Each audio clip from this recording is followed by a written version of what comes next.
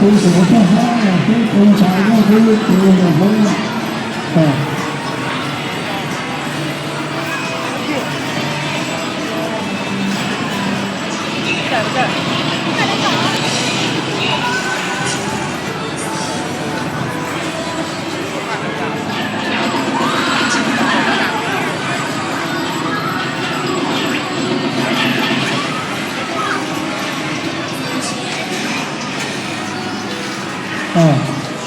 ยังคง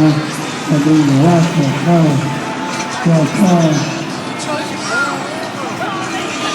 คือต้องตกแต่ที่เราใช้อะไร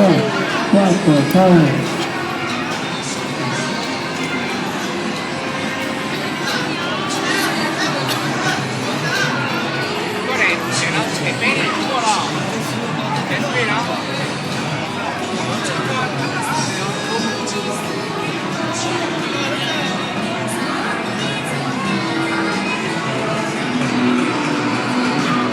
ได้เลยที่